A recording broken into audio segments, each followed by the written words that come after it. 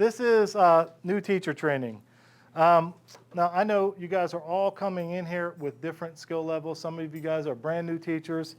Some of you guys have a little bit of experience, and some of you guys have experience coming in from another district. It's hard to know who needs this and who doesn't, so we tried to give this to all new teachers. What we're working on today is a couple of essential competencies that are required for teachers to be able to have in their toolbox to be able to effectively teach. What we are attempting to do here today is to model the COVID-friendly classroom. So as you can see, we're all 6 feet apart. It has been measured. We have routes of movement that we're going to follow when we get our materials. And we're going to model what you guys are going to need to do in your classrooms once we have students return. Okay? So first things first, let's get some housekeeping stuff out of the way. The 5 essential skills for effective teachers that we're going to be covering today: procedures, building community, reinforcement schedules, classroom structures, and a trauma-informed approach with a piece of self-regulation added to that. Okay, we try to connect what we do to our mission as a whole, as a school district. So many of you guys are coming in from other places. So LCS, our mission, vision, and values. Mission statement: every child by name, by need to graduation. Our vision: a tradition of excellence for all. And our core values are: we believe in integrity, respect, teamwork, and learning. Okay? Our objective today: we're going to learn and practice each of those skills that we just had up there. And we're going to practice them so you can apply them in your individual classrooms. This isn't a sit and listen kind of learning opportunity. The goal here is for you to learn and practice some strategies that you can put in your back pocket, take with you to your classroom, and immediately employ. So when you leave here, you should have already demonstrated every one of these skills at least one time. Okay? We're going to do this through modeling, active participation. As awkward as it is, yes, we're going to break that awkward barrier and do some role play, and timely feedback. Okay, our ground rules for success. Limited phone use. I know things come up. My phone just rang, and that reminds me, let me go ahead and silence my phone so that I'm modeling what I'm asking. If the need arises, we all have things going on in our lives. Please just excuse yourself to use your phone.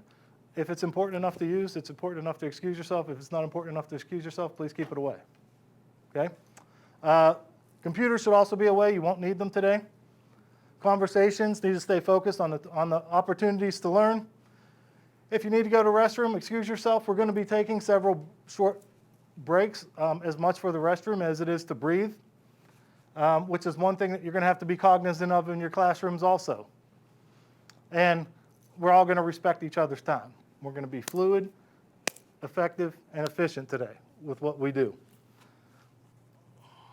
Okay. So first, attention signal. As we go through today, I'm going to teach you several different attention signals. This is the easiest one. Look, first of all, let me throw a disclaimer out there, okay? I'm not about to perform any magic tricks. This stuff is tried and true, data-based effective teaching strategies. None of it requires you to be a magician or a master teacher. It just requires you to go to the steps for effective implementation, okay? So my first attention signal we're going to talk about that has no magic in it is a simple contagious raised hand. So what this looks like is this. We're going to be talking. We're going to be demonstrating a lot of different things, and the room is going to be filled with noise. And when I need your attention, I'm going to simply go like this. And what I'd like your response to be is to, when you see me raise my hand, you raise your hand also. Can you do that? Yes. Now, when you see her raise her hand, you raise your hand also. You guys getting the contagious part of this? And in that way, that contagious raised hand will go throughout the room. Okay? So we do have some long-distance shoulder partnering going on here. So You two are going to be shoulder partners. You two are going to be shoulder partners. Uh-oh, I might have to redo this because we're, okay. Do you mind participating as a shoulder partner? Okay, can you two be shoulder partners and you two be shoulder partners? Excellent. Okay, I would like you to take about 30 seconds, talk to your shoulder partner about what you hope to get out of today's training.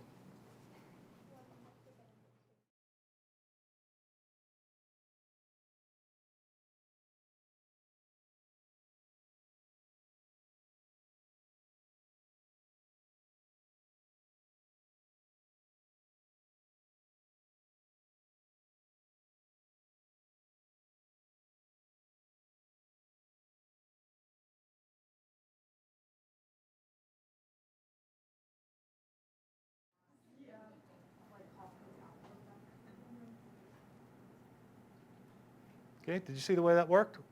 What did you notice? I noticed that you explained it ahead of time, so we knew the procedure, so Mhm. we were ready to follow it. Yeah. What, did you notice anything else? Allison? The room got quiet. The room got quiet. How long did it take to get quiet? Not long. Not long, about what, less than 5 seconds or so? Now, did anybody notice how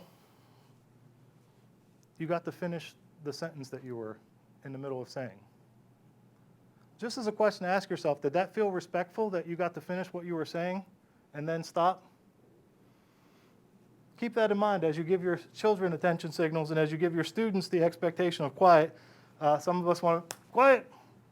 And it is a very respectful practice to, what I'm trying to communicate is what you're saying is important, but what we're doing here is important too. So finish it up and let's get moving. Okay? So that's our first attention signal. Now, I have a video, an intro video for you guys to watch here. This is one of my favorite people in education. She's unfortunately no longer with us. But think about her passion as you listen to this.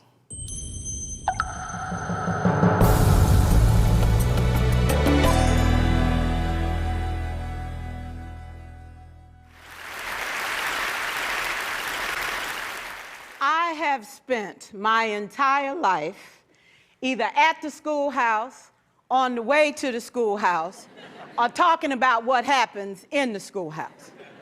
Both my parents were educators. My maternal grandparents were educators. And for the past 40 years, I've done the same thing. And so needless to say, over those years, I've had a chance to look at education reform from a lot of perspectives. Some of those reforms have been good, some of them have been not so good. And we know why kids drop out. We know why kids don't learn. It's either poverty, low attendance, negative peer influences. We know why. But one of the things that we never discuss, or we rarely discuss, is the value and importance of human connection. Relationships. James Comer says that no significant learning can occur without a significant relationship. George Washington Carver says all learning is understanding relationships. Everyone in this room has been affected by a teacher or an adult. For years, I have watched people teach. I have looked at the best and I've looked at some of the worst. A colleague said to me one time, they don't pay me to like the kids. They pay me to teach a lesson. The kids should learn it. I should teach it. They should learn it. Case closed. Well, I said to her, you know, kids don't learn from people they don't like.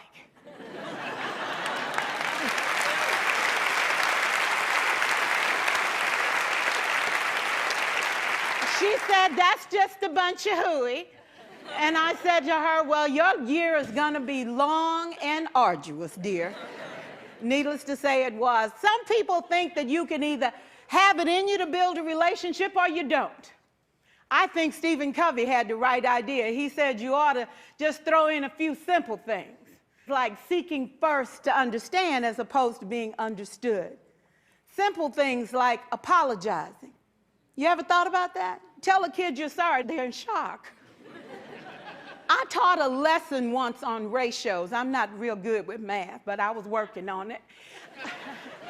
And I got back and looked at that teacher edition. I taught the whole lesson wrong.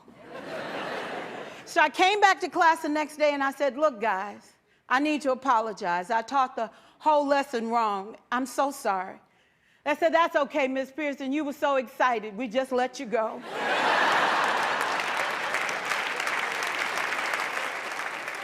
I have had classes that were so low, so academically deficient that I cried.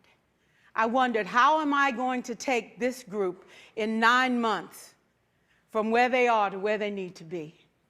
And it was difficult. It was awfully hard. How do I raise the self-esteem of a child and his academic achievement at the same time?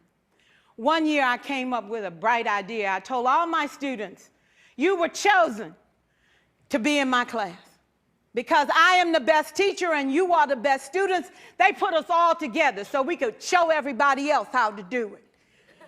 One of the students said, really? I said, really? We have to show the other classes how to do it. So when we walk down the hall, people will notice us. So you can't make noise. You just have to strut. And I gave him a saying to say, I am somebody. I was somebody when I came. I'll be a better somebody when I leave. I am powerful and I am strong. I deserve the education that I get here. I have things to do, people to impress, and places to go. And they said, yeah. You say it long enough, it starts to be a part of you. And so,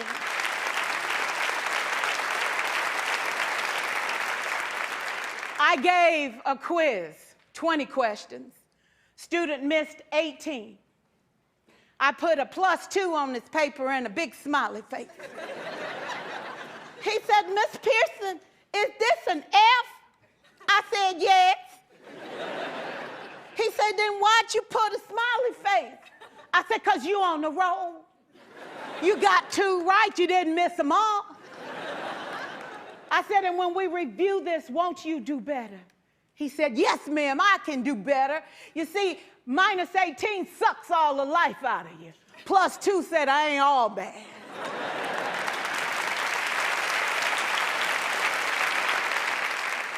For years, I watched my mother take the time at recess to review, go on home visits in the afternoon, buy combs and brushes and peanut butter and crackers to put in her desk drawer for kids that needed to eat, and a washcloth and some soap for the kids who didn't smell so good. See, it's hard to teach kids who stink. And kids can be cruel. And so she kept those things in her desk, and years later, after she retired, I watched some of those same kids come through and say to her, you know, Miss Walker, you made a difference in my life. You made it work for me. You made me feel like I was somebody when I knew at the bottom I wasn't. And I want you to just see what I've become. And when my mama died 2 years ago at 92, there were so many former students at her funeral. It brought tears to my eyes, not because she was gone, but because she left a legacy of relationships that could never disappear.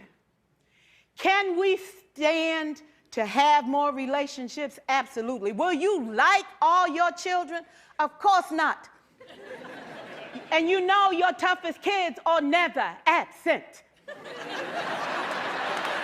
Never. You won't like them all, and the tough ones show up for a reason. It's the connection, it's the relationships. And while you won't like them all, the key is they can never, ever know it. So teachers become great actors and great actresses, and we come to work when we don't feel like it, and we listen to policy that doesn't make sense, and we teach anyway. We teach anyway because that's what we do. Teaching and learning should bring joy. How powerful would our world be if we had kids who were not afraid to take risks, who were not afraid to think, and who had a champion? Every child deserves a champion, an adult who will never give up on them, who understands the power of connection and insists that they become the best that they can possibly be. Is this job tough? You betcha. Oh God, you betcha. But it is not impossible. We can do this. We're educators. We're born to make a difference. Thank you so much. Okay. He's a pretty powerful speaker, isn't he? What we know about human behavior is that if you have a why, you can get through almost any how. If you have a purpose for what you are doing, that purpose will uplift you when you need it. We are in unprecedented times. I mean, look at us all. Is this a communication barrier? Yeah. You can't see how much I'm grinning underneath this mask. And I can guarantee you, as educators, there's going to come a point this year where you may look at yourself at the end of a day and go, I wonder if I'm making a difference. Is this worth it? Did I make a mistake? And in those moments, having access to why you're here to begin with is going to be of critical importance to put more air in your wings and give you the life you need to smile anyway, even though you're under a mask. Okay? So what I'd like you to do, everybody has a worksheet on their desk called Finding Your Why. I would like everybody to take, let's just take the next couple minutes, 2 or 3 minutes, and fill that worksheet out about why are you here? This isn't a high-paying job, not compared to the corporate world, and it's tough. But you're here anyway. All of you guys went to college, you did student teaching, practicums, spent a lot of money, a lot of time, and a lot of effort to be here. Why? What is your purpose for teaching?